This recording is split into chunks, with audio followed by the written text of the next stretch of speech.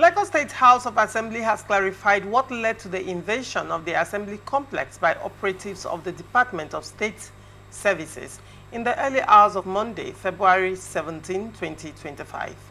The acting clerk, reacting to the controversial issue, said the Assembly called upon security agencies to ensure security, help maintain order, and not seal off offices. The acting clerk, reacting, also said the Assembly called upon security agencies to ensure security. According to a letter dated February 14, 2025, signed by the acting clerk of the House, A. Otton, the Assembly management notified security agencies in Lagos about credible intelligence that indicated plans to forcibly reinstate the impeached Speaker on February 18, 2025. The management highlighted that such an attempt presented a potential security threat to the Assembly and its members. The letter with the reference number LSHA/FAD/0/7554/323 was sent to the DSS Director in Lagos and heads of other security agencies in the state. It read in part, urgent, enhanced security measures for Lagos State House of Assembly premises. The letter stressed the urgent need to prevent any security breaches at the Assembly. The impeached Speaker of Lagos State House of Assembly plans to resume office on February 18, 2025, as the Speaker poses a potential security threat to the Assembly and its members. We kindly request that you take necessary measures to fortify the security of the Assembly premises with effect from Sunday, February 16, 2025, by increasing the presence of your men and as well observe strict access control within and outside the Assembly premises till further notice. We look forward to your prompt attention, sir. Thank you. Ndamzi, what do you make of this development in Lagos State House of Assembly? Yes, it is very, very unfortunate, that Lagos House of Assembly, is having this leadership crisis at this point. And also the invitation of the Assembly to security agencies to maintain law and order, to me, I don't find it offensive in the law, because it is the duty of the police force and other security agencies to making sure that we have a peaceful and a normalized society. So the DSS and the police and other agencies working hand in hand to maintain law and order in that assembly, it is what ordinarily the law sets them out to do. So they did not infringe on the rights of anybody. There was an invasion, according to what was said. There was an invasion, and some call the security breach. I hope you're aware of the crisis going on in Lagos State House of Assembly, with Obasa saying that his impeachment was illegal, that the Lagos State House of Assembly impeached him illegally, and he said that they were actually on recess and he was abroad. So that plenary held when he wasn't supposed to hold, according to what Obasa is saying. And he's insisting that he remains the legitimate Speaker of Lagos State House of Assembly. Lagos State House of Assembly, on the other hand, appears to be backing Miranda up, as they have passed a vote of confidence on Miranda. But then it is torn, like it appears that it's tearing the political gladiators, in not just the Lagos State House of Assembly, the GAC as well, But then they are saying that they invited the DSS to secure the place.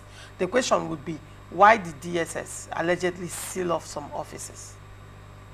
Well, security matters are matters that people, shouldn't dabble into carelessly without being privy of the facts.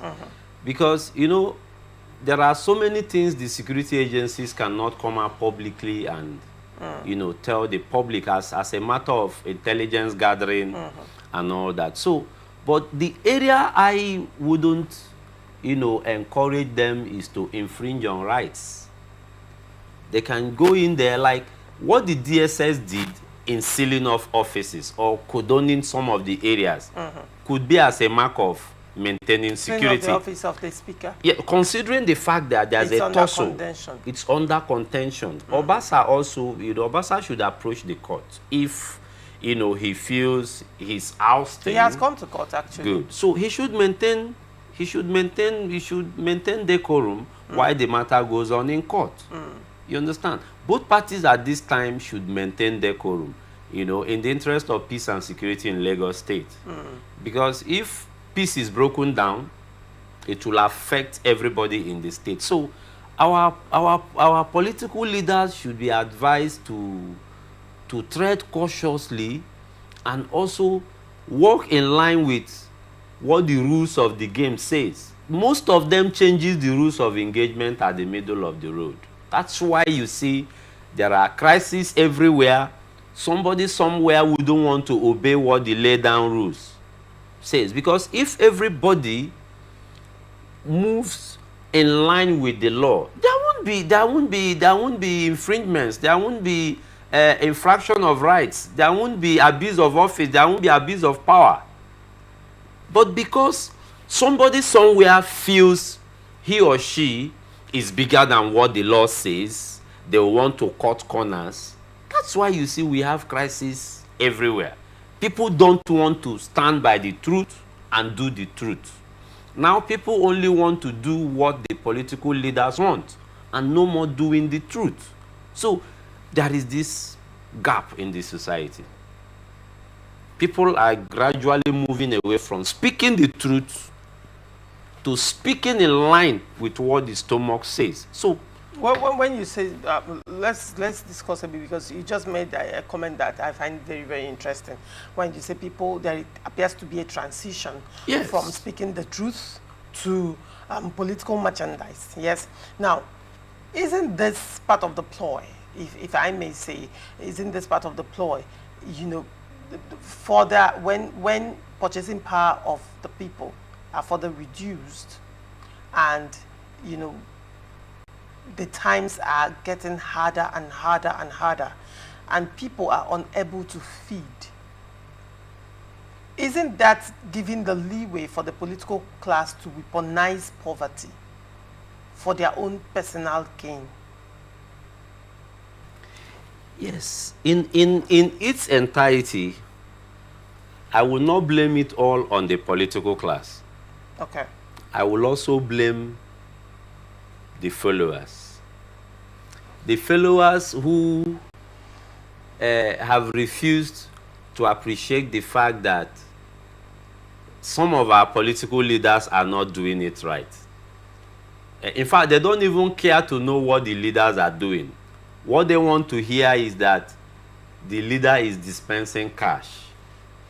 The leader is, reaching out to the people by way of gifting vehicles and all that. So that has made the followers shift completely from, asking for what belongs to them, speaking the truth when necessary. Like, for example, hardly you find a youth in either of the political camps that will look at a spade and call it a spade. You see them, trying to justify their argument to prove where they belong. I have this experience even last night.